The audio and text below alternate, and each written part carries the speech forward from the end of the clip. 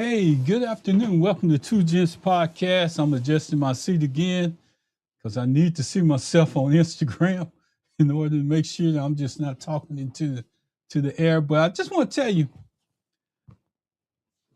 I really need to get into this show today because it affects people in many ways, but they don't know. You know, and today as I start talking today, I want to talk about one part of what I really want to talk about. And it's a part in politics that's called kingmakers. And unless you know it, you'll feel like you was deceived in your information. Unless you know it, because kingmakers leave receipts. You'll find out today what a kingmaker does. See, a kingmaker, I'm gonna bring up my first thing because a kingmaker leaves receipts wherever they go. A kingmaker means that a person can come into your area, introduce a candidate, and they already have the political clout to carry that candidate over. What they normally use is they use other people's business like props. And see, while we out here protesting other places and things like that, we forget about these people that we allow to come into our business thinking that they're promoting our business and that anything that they do within there will help drive traffic to you. But see, what if they want to promote something within your business and they tell you one thing and they do something else? That's your risk of being in business. What if the whole scenario of them coming into your business backfires? It may have been a candidate that you like, but they come with a whole lot of baggage that other people don't like within your community. And what if it kills your business? What if it does that? See, some of the things that you got to ask, you really need to ask them up front, because if you don't, what happens is in the end, something happens and you work too hard to get where you got. You can't lose any business. Every person come through that door should feel like they stepping into a business where they're being greeted, a business where the business looks out for them, a business where they're looking out for the community, a business that doesn't allow anybody to just step onto their area and put their name out like, hey, I've been coming here all this time. I've been sitting down at that's my chair right there. And there's a couple of black businesses out there where you can go into where people have been there for a long time and you know where they at, and you can go in there and you can sit down and talk to them just like I'm talking to you right now on these airways. You have that opportunity. That's something that's there. That's established. But for a person to show up out of nowhere into a local black business or any type of business where a lot of certain type people hang out and they want to sell themselves or build themselves back up again, you take a risk. Now I tell you what that risk is. First, I'm gonna show you the business. I'm gonna show you the business, and I'm gonna show you where it happened. If you look at the image on the stage, this is like a moment where a person come into a business, and when they come in there, they're using your business to promote to a group of people that's already got their mind made up, but maybe they'll persuade a few to go with you. If you look at that picture that I just put up, it shows you Mickey's in Pearland. It's a soul food restaurant. A lot of blacks patronize there. They go there in and out. We have a lot of professionals within this area. We have a medical community not too far away. So a lot of people go in there and get soul food. I mean, if you patronize that place every day, that's not a problem. But to take an establishment and put it up like they did here, oh, you may say, you know what? I think that they had good intentions because he was running for office and they wanted to put him in there. Well, I'm gonna tell you what his people did, and then you can tell me if I'm wrong or not. His people knew it was a possibility that it could be some fallback on Mickey's. And if you know anything about posting on social media, you know that you can turn off your comments. So what they did was when they first posted, they cut off their comments. Okay, nobody comment on it. You will see it, it's going out to everybody, but you will see it, and then you will say, you know what? I can't even comment on it. So I don't know who the guy was. I think his name is Ron Reynolds. I'm not for sure in the picture that you see there. But I'm gonna give you a better picture, and maybe y'all can identify who he is. Let me see if I can get this one up. Okay, that's him sitting in the middle there. So I just want to say that as you listen to this, as you understand what I'm trying to tell you, I'm not saying that it's something wrong with what they're doing. I'm saying that they expect to get a certain amount of people to say, oh man, he showed up at Mickey's Soul Food. And it was a photo op. Nothing but more than a photo op. Because you can see where the cameras and everybody facing, but behind him, because I've been in the establishment, there's no Mickey's Soul Food sign behind him. So they had to get a camera person on the opposite side to shoot back against where they was talking. And I never heard any of the speech come out yet. So I don't know what they was trying to achieve, but here's what I want to tell you about. In every major city across America, there are people that they call kingmakers. And you said, well, Ron, it don't make a bit of difference. It does. Because kingmakers give you the perception that this person was coming to patronize these restaurants all the time when all they did was show up with cameras and lights for one time. And if you ask the candidate, you know, I'm going to do this. I don't know why every time y'all want to ask this particular candidate that's on this airway, how come y'all put him in the layup line so he can answer your question? Why don't you ask him? Why didn't the representative ask him? Have you ever been here before? If he say no, that's fine. Well, why are you here now? Because I want to show black voters that I want their votes now. I need their votes. Need, not want, need. Because now that he's did what he did, now he wants the black voters to come back. They just think that because they got these kingmakers out there that the black voters coming back so easily. But if you value what you're voting for, if you have substance within yourself, if you have something that protects who you are, not like a sellout, you take pride in who you picking, who you going to vote for. And see, they want to convince you that it's okay to vote for them, but they have to have these kingmakers around, placed in different areas. See, I'm gonna take it one step further so you can go with me. Then I'm gonna drop everything that I got because I need to talk directly to my people after then.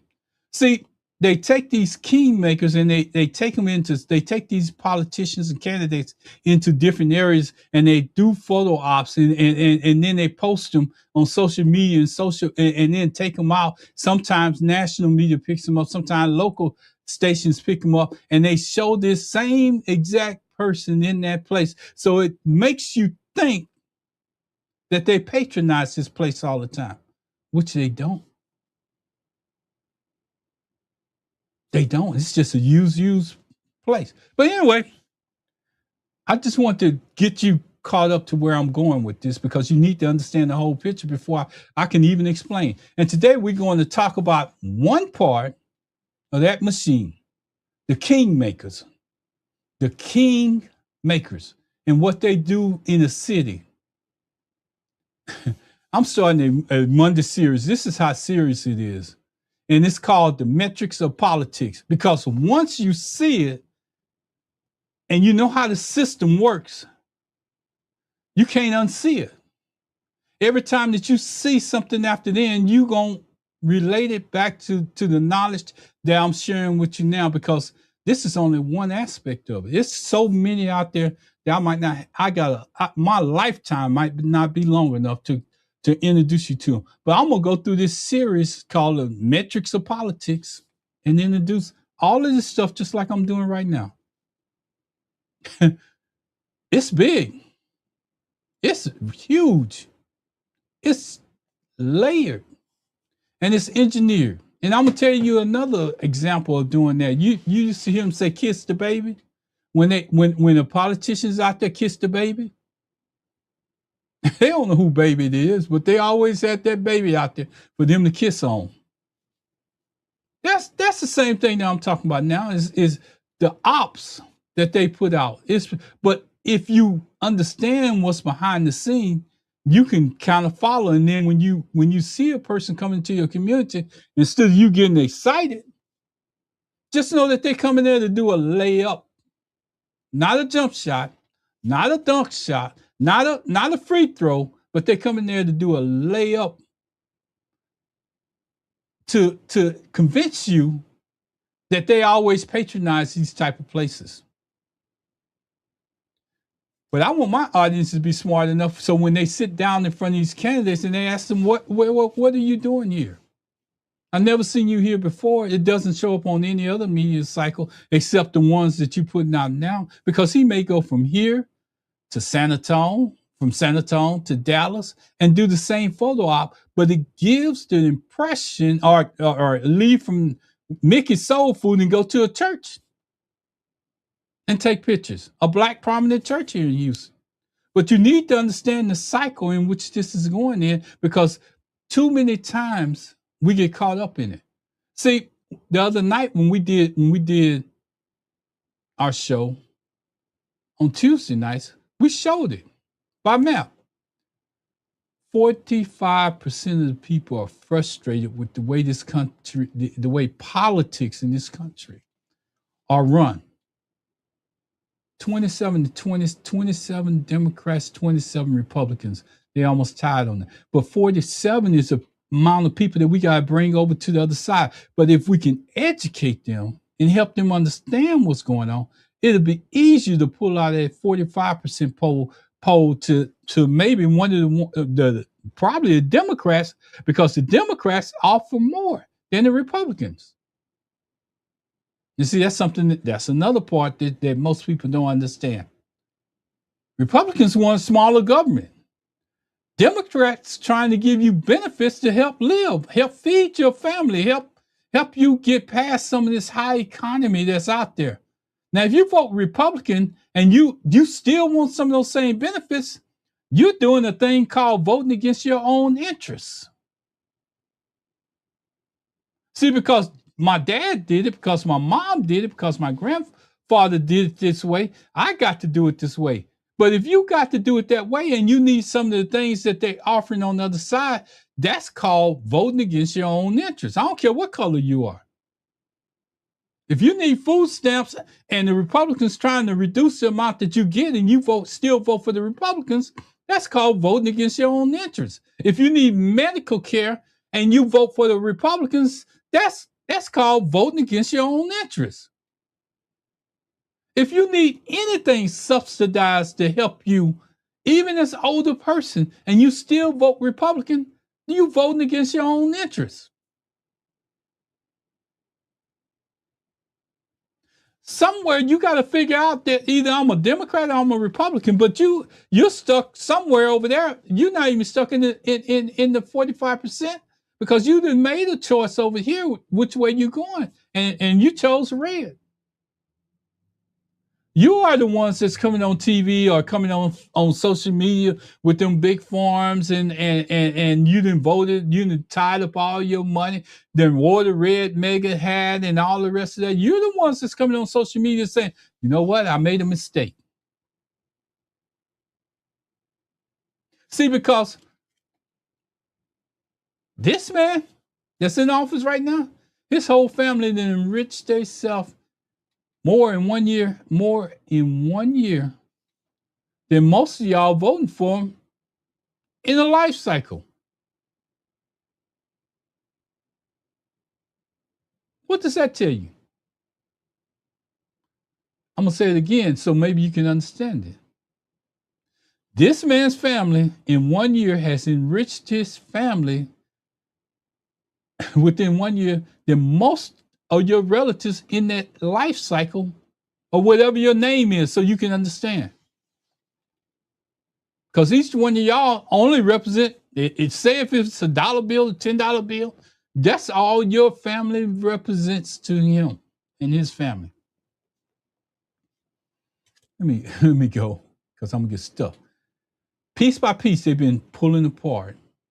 Piece by piece, they've been pulling us apart.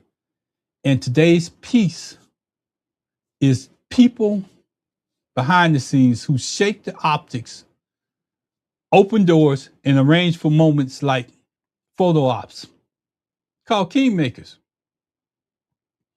Kingmakers, that means they can come into your city. They don't have to meet with you.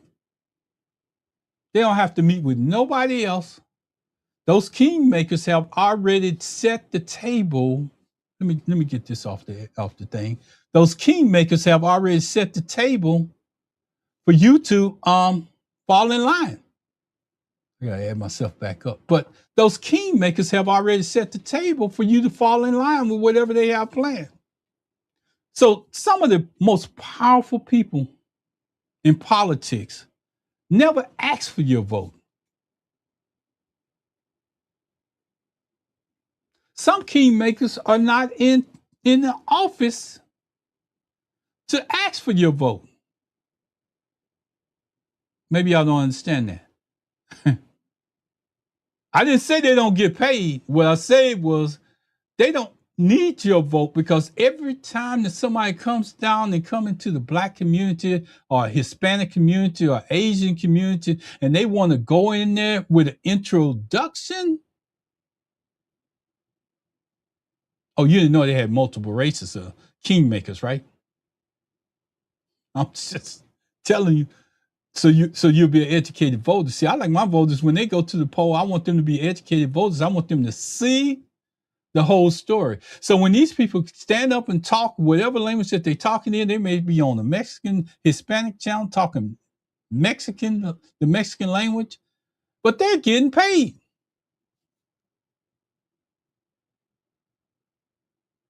See, I got to do it like this. Don't think that people like Chuck Roaches show up and help other candidates in their election cycle get voted into office and they're not getting paid. Those people like Chuck Roaches are what they might as well be called kingmakers too, but on a national level or state level, they're king makers because they can get doors open that candidate couldn't. Maybe you're getting with me. Maybe you begin to understand where I'm going with this. Maybe I got some people that's going along with me. Some of the most powerful people. They are some of the most powerful people when it comes to election times. It's almost to a point where you have to go to them to ask for permission to run. Because if they don't get their cut, action, whatever, they promise out of theirs. I'm looking over to my left to make sure I'm still centered. But if they don't get theirs, you're not going to get a chance to run. They're going to make sure you fail. They're going to make enough calls where you can't run. They don't care. They ain't got to face elections. They ain't got to go. Most of them don't have to face elections. Most of them don't have to face the public opinion because they hide behind the scenes and network. But they want you to see their faces when they make them photo ops. And you may never see them again in that position. Just like that photo op I showed you just then. You may never see that guy in that picture again with Tallarico. See, I wasn't going to do that, but I'm going to do it anyway. See, I was out there earlier today and I saw something that just blew my mind. Tallarico went on one of these layup podcast, and he tried to explain that Jasmine Crockett has already endorsed him. That he didn't say endorsed him. This is what he said. He said Jasmine Crockett has said she will support candidates in the Democratic Party, any candidates that's running for office. He did not say me. He did not say Jasmine Crockett. He was careful not to say it, but he framed it in such a way that he was a part of it. You always have to watch context and the wording that they use to try to persuade you. And if you don't watch the wording and the context that's used, you will be lost because you'll think that you heard one thing when you really didn't.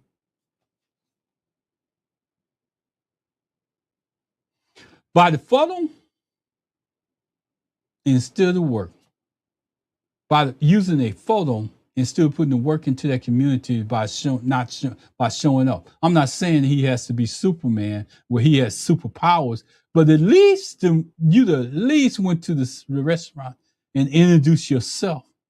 Hey, guess what? I'm James Tallarico. How would you feel about me coming here to your restaurant? And I just want to bring my people in. I'm running for office. But see, they don't do that. Now, I'm moving my hands as I talk. That's why I raise my head up higher than my hands, because you don't know how much I use my hands. Here, they don't do that. What they do is they go out and they get these kingmakers because they scared to approach a business owner directly. Maybe you didn't hear me. And I'm going to make a racial, I don't even think it's racial. But I guarantee you, if it was somebody that cooked his type of food, his team wouldn't have had no problem going in there asking them to let them in. Maybe you didn't hear me, or maybe you didn't want to hear me. I'm just being honest. His team would have had no problem going to ask that business, can he come in there and sit down, and probably would have took a few questions. Now I'm gonna tell you how you would have took them, so you can make sure you understand how the system is set up. He wouldn't have took them in English. He would have took them in Spanish. So when he asked the question in Spanish, he didn't come out to harm anybody else if he said something cringy. See? But anyway, he took this kingmaker took him into these restaurants. I'm surprised the ops didn't go any further.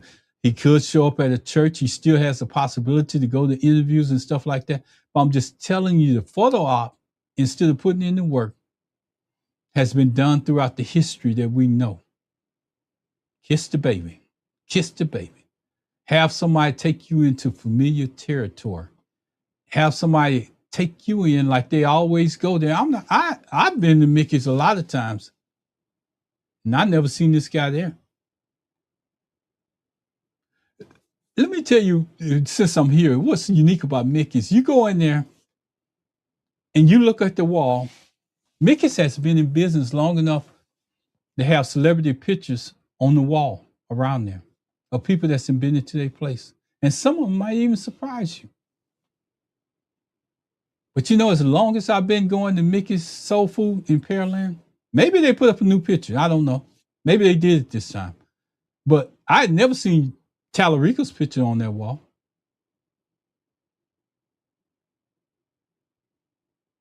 Maybe I'm wrong. Ask somebody.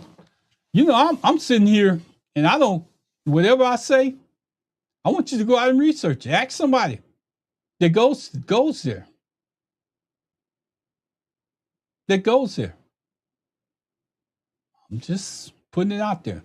My main concern is not about race. My concern is about actions.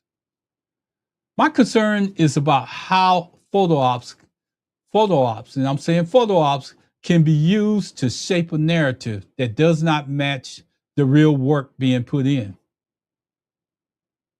And the real reason why I say that, I'm gonna come back with real, is because you know what Chuck Roach said the day after the election. I'm gonna pump that into your mind as we go through this whole process, because that's the clearest example of somebody using politics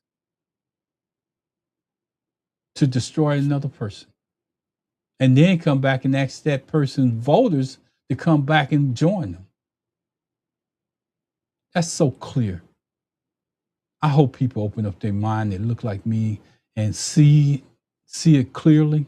I hope that you take the time to understand. Let me tell you, I support every community. Well, I don't support, and I'm gonna be honest with you, I don't support political staging. And I'm firm about that. I'm fair about that. And that's no attack, that's no stereotype, that's just truth.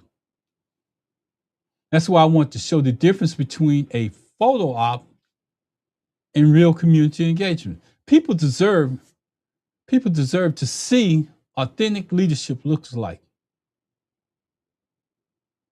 They deserve to see what authentic leadership looks like. And kingmakers.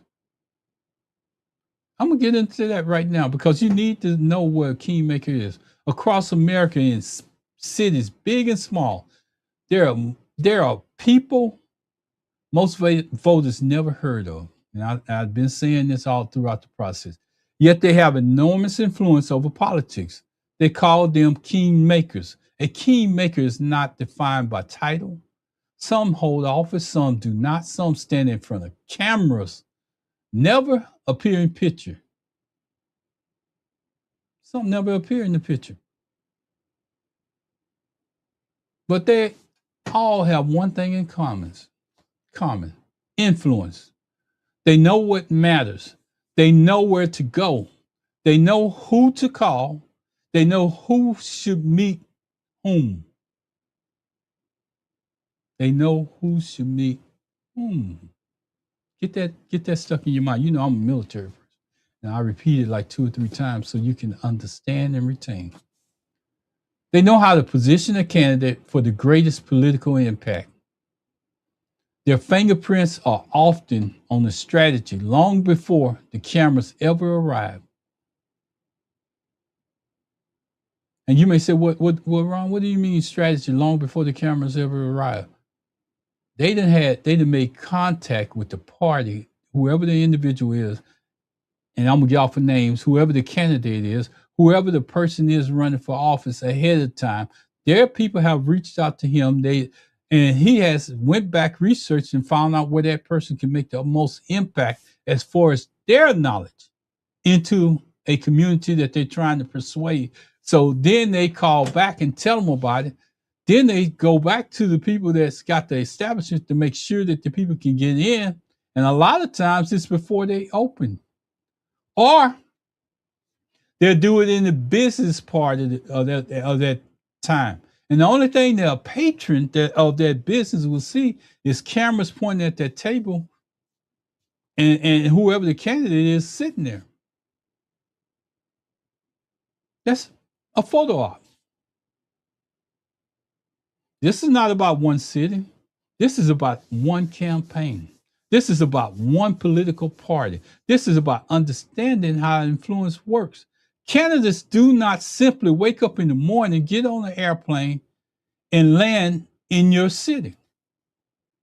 And suddenly they know where to go. They don't know your neighborhoods. They don't know your history.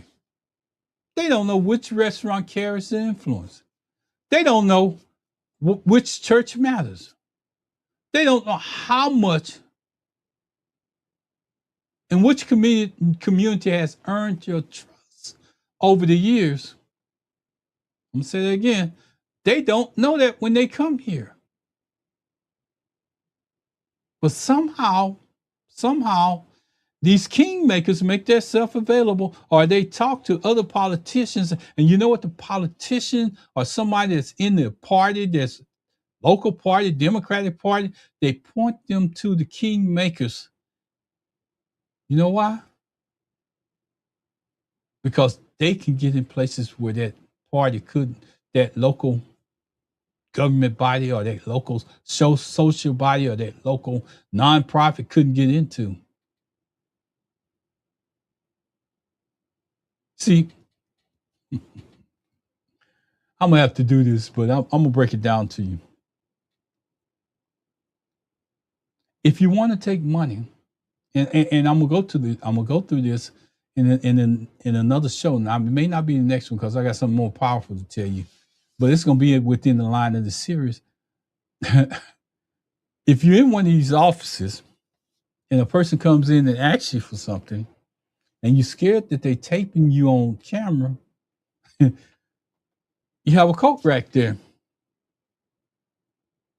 Women and men, hang your coat on that rack.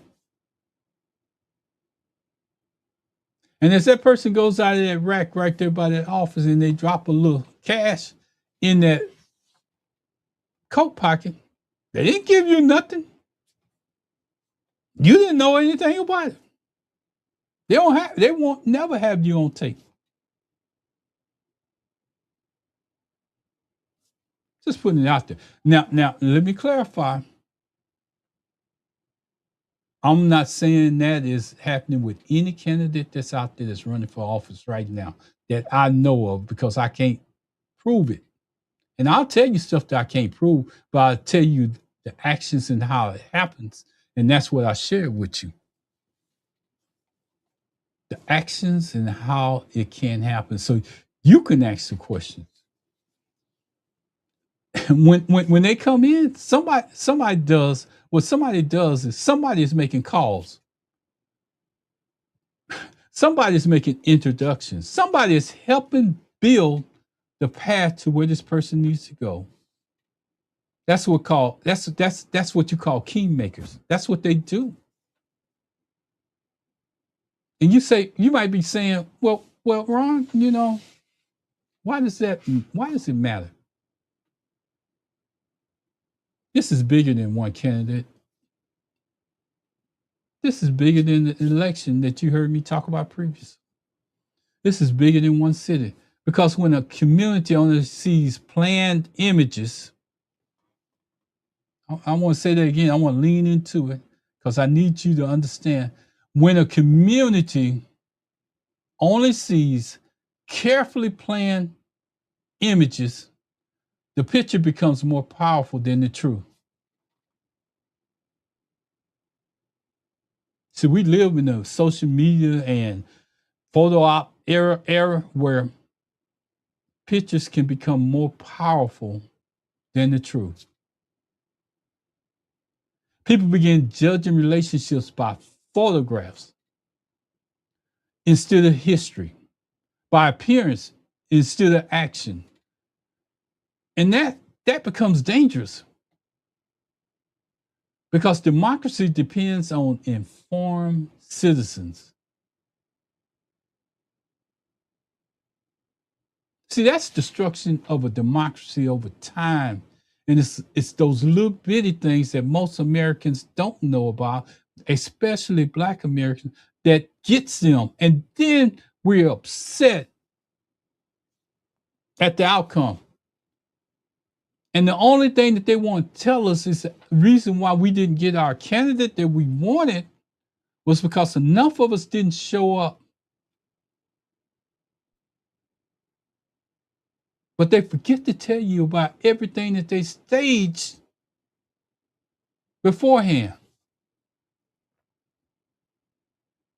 Here's something that happens during every media cycle that I've never been a part of and ran into.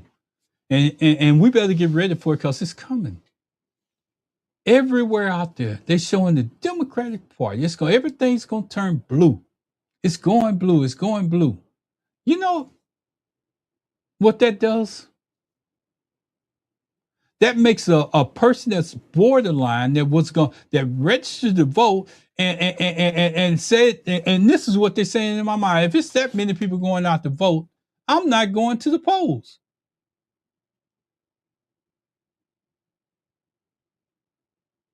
See, you gotta understand how this system works. And there's so many components of it that I'm just breaking down one of them, but I'm explaining to you as I go through this process of the other components that's out there that needs just as much appearances, just as much attention as what I'm giving this. And see, the questions that you should ask yourself when a candidate suddenly appears somewhere, ask yourself questions. Actually begin to pause and say, why here? Because I did. Why did they choose that location? Why now? Well, that becomes obvious when you listen, when you see the photo ops that they're presenting, when you see them for yourself with your own eyes and everything opens up in clear sight. They're they're making a photo op, making you think that that person is there all the time when they're not. Hey, Brandon, how you doing, man? I see you out there. Thank you for always listening, man. I really appreciate it. But they showing you an option that that person is always there, but they're not. They had never been to that location. They never sit in that establishment. They never bought food from that establishment. They only did it for this photo op. And see, that's the part that most people don't get. And that's the reason why you need to learn as much as you possibly can, because they will have you voting them. And see, let me clarify this, because I don't want this to confuse you. Don't think that the Democrats are the only one doing it. It's done on both sides of the table. I don't want to get in and tell you that this is all Democrats. I don't want you to have that impression that it's all done on the Democratic side. I want to let you know that it's done on both sides of the table, and you need to be aware, because when they do it, it's the same thing. You know, some of the things that you want to ask is, who arranged the meeting? I gotta answer my telephone because people text me by my telephone if they know me. But who arranged the meeting? Who put them together? Who took him into that restaurant, Mickey's Soul Food, that's in Pearland, that he has never walked into a day of his life? You should be wanting to know who that person is. Stop asking those layups. How did you get here? Who is this guy with you? Have you ever seen them before with you? That's the tables. That's the questions that you should be asking if they ever volunteer you to come to the table. Don't be scared of the camera. Ask whoever they put you in front of. Ask them the hard questions. Make them shoot jump shots. Make them do dunks. Make them understand, because people like myself and anybody else that's there, if you give them a layup, they're going to run with that. Or they going to, if you give them a jump shot or a dunk shot and they know that they're looking bad, they're going to edit you out of the video. So you need to be careful when you go in these places, and you need to be educated. So when you sit down and ask them a question, ask questions that are relative. And let me tell you something. This is not a conspiracy theory. This is not conspiracy trying to tell you that this don't happen. This is real life. You've seen it. I just gave you evidence of it. If you don't believe conspiracy, if you don't believe that they show up for photo ops, let me give you one more picture for you to go at. I want to see. Oh, there it is. Oh, they don't do it intentionally. If you don't believe me, just ask the questions who made the call for him to show up? Who opened the door for him to show up? Who arranged the meeting? Who does this benefit? Those are not conspiracy questions. Let me tell you, those are not why there, why now. He never showed up in any pictures before this with Jasmine or him, but he shows up in this photo op. So when you ask me, why am I doing a show like this? Because I'm explaining to you that when you see a candidate suddenly appear, or somebody to support them, or somebody that normally is not there with them all the time, and they come into your community or they come into your church and they invade your city, they have a guide that they already know where they're going. And those guides are called kingmakers. I don't know. I'm going back to myself because I need you to understand those guys are called kingmakers. So that's not conspiracy. That's not saying that it didn't happen. I'm showing you pictures where it did happen. When you ask them those questions, that's holding them accountable for what the actions that they're taking. That's not necessarily mean to derail a campaign. What it does is it lets you know that the public knows that this is a photo op, that you've never been there before, that you and this guy that brought you in there, and this. Let me clarify now. I'm gonna clarify because I need you to understand, and this is where clarification comes in. See, the guy that's in that picture may have been tasked to do that by the real kingpin.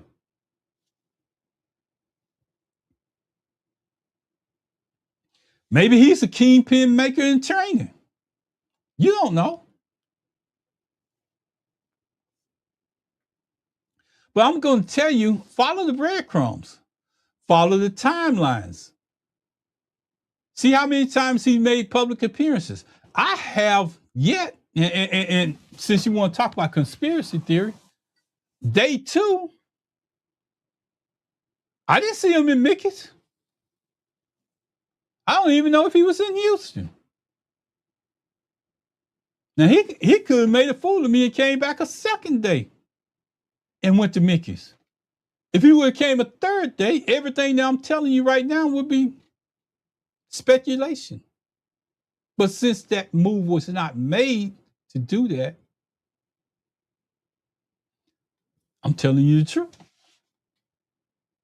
Here's one more thing now I want to tie to this because it's something that's important. See, when those people bring them in there, you know the person that's bringing them in there. It's just so happened at this particular time, I didn't know the person. And that's the reason why I say he could be tasked by the kingmaker himself to bring him in there because maybe he had a better relationship with the restaurant, Mickey's establishment, than the kingmaker did. Just putting it out there. I told you need to know. You need to know where I'm going. I'm putting the breadcrumbs out, and if you want to follow them, you can follow them. If you want to go do your own research, you can do them. Here's some more breadcrumbs. And I told you this earlier. I'm just reminding you of what I said. If they really wanted to engage our audience, his people, because they had all of the photos, they had the audience already because they are taking the pictures that you've seen. They are taking the videos that you've seen. Everything that they're taking, they would have posted them in social media where they could allow comments. Now, let me clarify because I can say that the brother did this. He wasn't going to let them off that easy. He took the same pictures almost that they took. He reposted them. He put his name to it. And he said he left the comments on. He got 8 up in the comments. He got 8 up in the comments. But he did the right thing. See, those people going back to wherever they came from, and they just wanted the photo op. But this guy was left with people probably coming up to him, asking him questions about what happened and why wasn't everybody invited? Was it a place? Was it announced? Was it done this? Did this happen or whatever? Now he had to come back and open his up with the comments, and he took the blunt up. They never got any of it. I'm not spreading conspiracy. I'm telling you what happened. And I don't know how to tell you in your language where you can understand, but this is only one part of it. Is he wrong? No, he's not wrong. Were they wrong? No, they're not wrong. But this is the politics that we deal with. And you heard me earlier in this whole process say, either you're going to take the red pill or the blue pill. You got to figure out which one you're going to take. And I mean that. You got to figure out which one you're going to take. And a lot of people don't want to hear it. And a lot of people on the other side in either party don't want me to put out videos like this because it's educating and informing. Because I'm not telling you to take a side. I'm not sitting here and telling you I got all the knowledge. I'm telling you I went out and did the research, and now I'm bringing it to you and putting it in an open format where you can choose to listen or just walk away. Because some people vote against their best interests. Some people will vote. I told you how they do it earlier. Some people will vote red and know that they need everything that's being offered on the blue side. Some people voted red and found out that they needed medical coverage from the blue side. Then when they got so far down the road, then they wanted to say, oh, no. We don't want red to take away what blue has gained. I'm trying to stay away from names now. We don't want red to take away from what blue has gave us the opportunity to be a part of. See, because there was a lot of them that was voting red that didn't have insurance. But the blue side had the insurance. And when they finally got it and they got a full understanding of what's going on, then, and only then did they understand that some of them, some, not all, because they still voted against their best interest. Some, not all, are still voting against their best interest. That's the best way I can put it. If you can't understand that, put a comment up there and I'll explain it even more. But for right now, I hope that you get it, because I don't want to use big words. I want you to understand that you're talking to somebody that's going to sit right in front of you, just like I'm talking to this camera, and explain it to you in a way where you can understand. I'm not worried about what everybody else is doing. I'm worried about what I'm delivering to my people. Just real talk for Black people. And you sitting in your space and listening to me.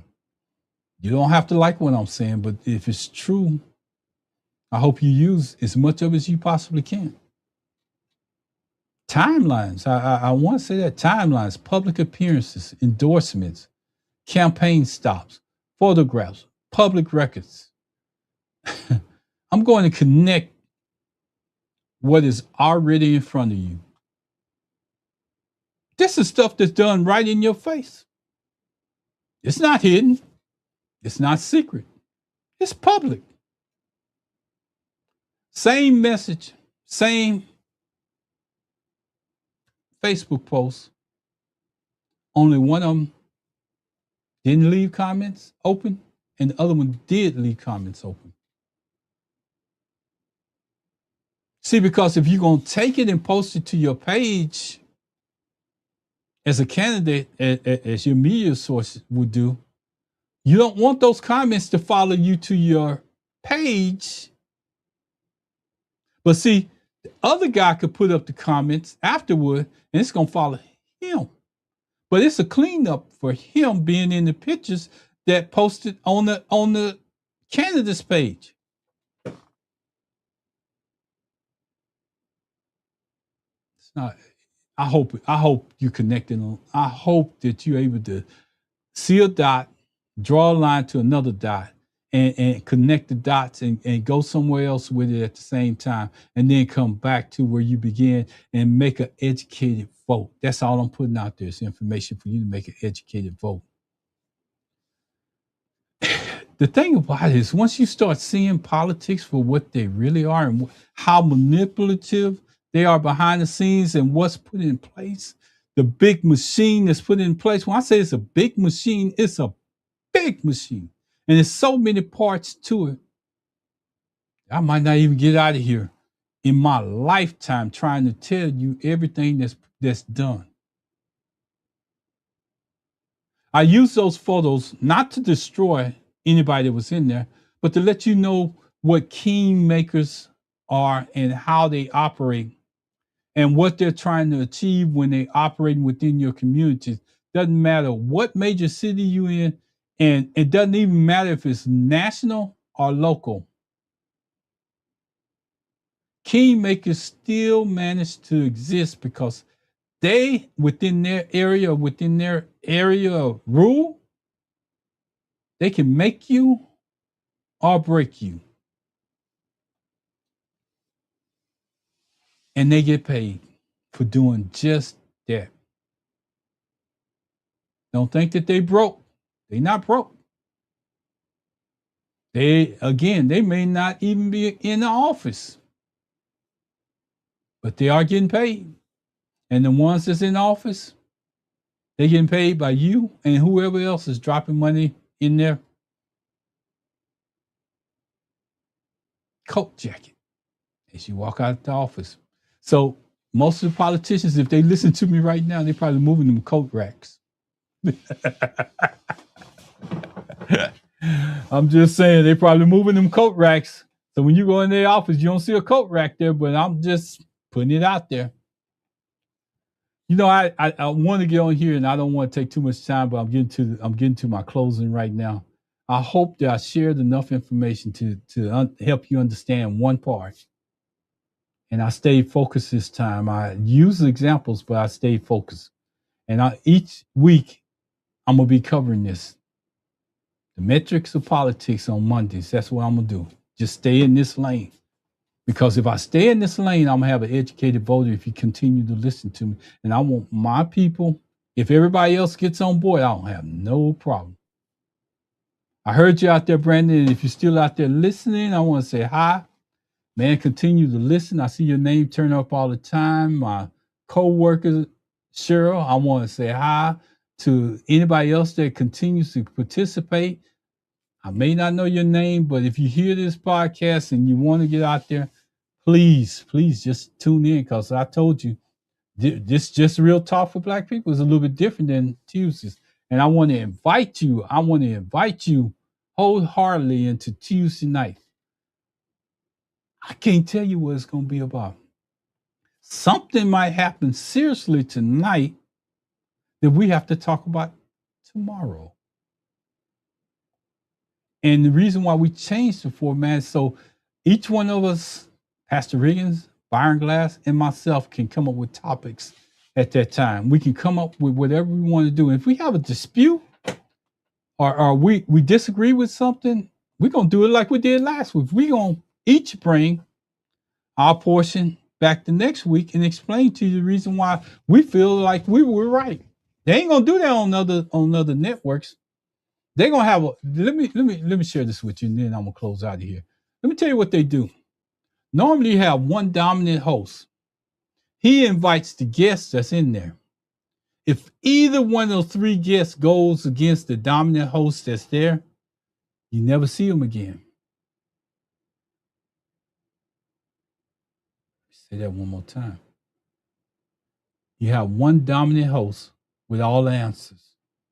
If either one of those guests challenges him on his answer and he's proven wrong, I'm going to say proven wrong, on his show, you never see him again. Me and Byron Glass and Pastor Riggins talk all the time. We don't agree all the time, but what we do is clean up the mess. We clean up the mess. I see you, Cheryl. I knew you was out there. I see some people listening. But thank you for listening, Cheryl. I appreciate it. I want to tell you this, that we clean up our own mess. And we allow you to see us exposed when we clean it up. If we're wrong, I'm the first one to say I was wrong. If Pastor Riggins is wrong, he'll say the same thing if Byron Glass is wrong. So tomorrow, tune in at 7:30. 7:30. I'm going to go out and post it on Facebook and the social medias right after I get off of here. I'm going to go out there and post it. So tune in at 7:30 tomorrow, and you'll see me, Byron Glass, and Pastor Riggins get into it. Not get into it, but get into something that's relevant, that's been happening in the news that maybe you would like to know more about. But Wednesday, I'll be here again, sitting in my space. If you thought this one was something, just wait till Wednesday. Just wait till Wednesday. And if you want to pick up what the title and everything is, go to Facebook, go to YouTube, and you'll get a list of everything that I got going. But most of all, something I never do. If you want to follow me, just and you're a friend of mine on my page, I'm always posting on all four medias that I have out there. I have a Just Sit in My Space. I have a Blog Talk USA, and that's left over from, I had a post this morning from 10 years ago. 10 years ago, and that wasn't even how long we've been in there, but 10 years ago, we were doing the same thing. And it was a post that came from one of the people that was in there, Rianne Pagels. Y'all haven't seen Rianne. Rianne's been busy in real life, so she hasn't been able to get on. We did so many things, but here's where I want to close with. I'm gonna get out of this because I'm drifting. I'm not asking you to believe me. I'm asking you to look. I'm asking you to think. I'm asking you to examine what I found. I will constantly do the research. I will show you the public record. I will consistently connect the breadcrumbs. Then I will tell you why I believe it matters. After that, the decision is yours. Do not agree with me because it's comfortable, because you feel comfortable. Do not disagree with me because it made you feel uncomfortable. Just look at the evidence, the breadcrumbs, ask the right questions, follow the breadcrumbs again. That is what this space is all about. That is what this is. Sit in your space. Sit in your space and learn. Sit in your space and learn. Sit in your space and experience. Sit in your space and question. Sit in your space where you at. And check me if I'm wrong. That's what it's about. So when I do this, I try to do real history, real answers, and real power. Encourage you to get that power and work it and go forward with it. Don't just let it sit. I covered a lot of stuff today. And as I say, I get into the metrics of politics. You're going to learn a lot more. So stick with me. I kind of lock myself into that pattern, but I'm going to take alternate stuff on Wednesdays because I got a show that's so relevant coming up that I want everybody to participate with it. It's going to make a difference as far as us as Black people. Just real talk for Black people. I enjoyed you. I love talking to my people. And if anybody else just happened to come along, know that you're welcome. I'm extending the welcome to you too. But it's so messed up out there for right now, in this time and place for Black people, that I just had to name the show Real Talk for Black People. But you know, one thing about Black people, we invite everybody in. We don't have a problem with it. That sometimes don't work in reverse. But in this place where we're at right now, we invite everybody in. With that being said, as I always close out, I'm going to say thank God, thank God, thank God. I hope you got informed. I hope you listened. I hope you go back and do your research. And I hope that you know that I was not trying to deceive you in any kind of way. And every time I got to a point where it was my opinion versus what was out there, I expressed that too. Thank you for listening in. And I'm going to tell you, as Byron Glass said, I'm going to borrow this from Byron Glass because he always does it. To me, he puts up two fingers and shows us the back of his hand. He said, I'm out. And within 1 second after he put up that hand, we know we ain't going to talk to Byron no more. So I'm out. Y'all take care. Enjoy it.